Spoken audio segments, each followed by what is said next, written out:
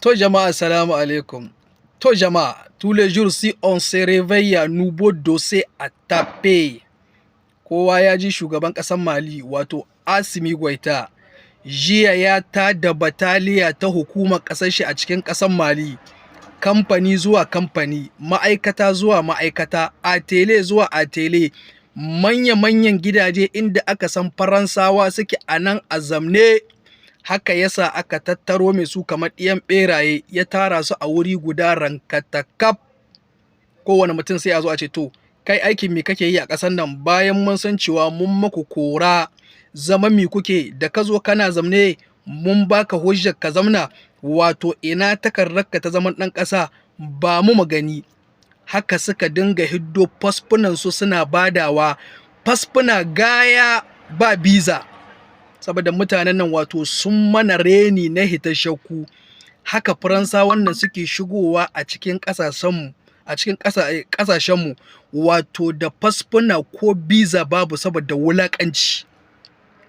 Da a duniya a gaya mana wata nahiya ta wata ƙasa wadda wannan ƙasar wato duk talaucinta China ta taɓa zama da mugun talauci, ba a taɓa shiga ƙasarta ba biza ba.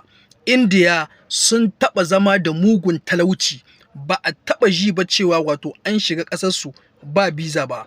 Pakistan sun taɓa zama da mugun talauci irin namu, ba a taɓa ji cewa ba an shiga ƙasarsu ba biza ba. Sai mu da turawan nan wato suka mamu reni na hita shakku. Haka Faransa wannan jiya aka tara su a ƙasar Mali, wai haka suke shigowa a cikin ƙasarmu wato ba biza, daga su sai fosfor gaya.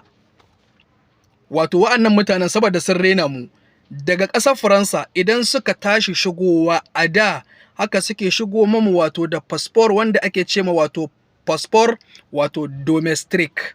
Wato fosfor ne wannan wato na fami. Yanzu idan ina ni fa faranshe ne ni yanzu Allah kiyaye.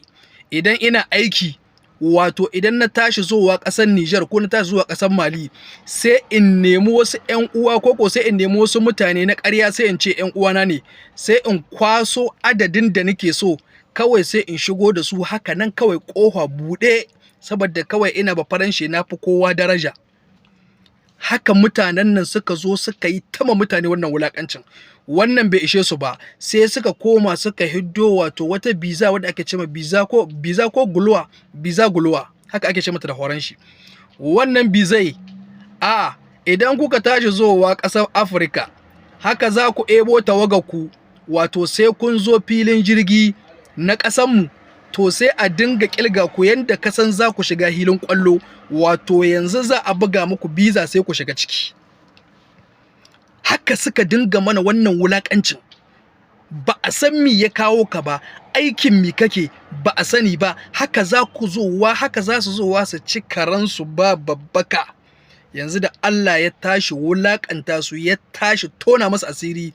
Kwanaki na muku wa'azi Faransawa ba ku ji ba, nace nan gaba duk wanda muka kama a ƙasashenmu sai kun zo kun ansa ba'asi.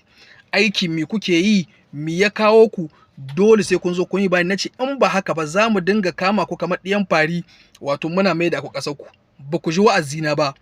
To yanzu ga shugaban ƙasar Mali, tunda ni kun raina ni, ga shugaban ƙasar Mali yanzu ya fara muku wannan magana yanzu a aikace.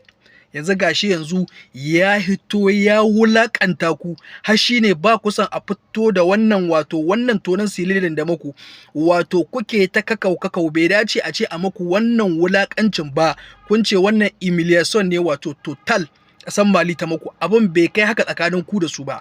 Wallahi abin ya wuce haka. Saura mu Nijar, mu ma muna nan yanzu nan gaba. Duk wani fitsararre da muka gani ba faranshe za mu zo mu zamanar da kai. Wato ina takardarka ta zama ɗan ƙasa ba ka da, to mi ya kawo ka nan wurin aiki kake zama sanfafe, aikin mi kake waye gaito ka? In ba haka nan ba za mu dinga maku kamu wato na wulakanci, muna maida ku ƙasashen ku. Wato abin ba daɗi ko? Mu kuke kamo 'yan ƙasashen mu 'yan Afirka, wato kuna wulakanta su, kuna kamo su haka sambalis, kuna kawo su gida. Wato yanzu ku kun zamanto wato wanzamai ko ba ku so a jikinku. To wallahi ƙarya kuke. Wannan abin da shugaban ƙasar Mali ya muku, wato wannan abu mun ji daɗin shi 100%. Yanda ku ga haka Allah ya fara wulakanta ku, a haka za ku ƙarewa a ɗaiɗaice. maciyatan banza maciyatan wofi.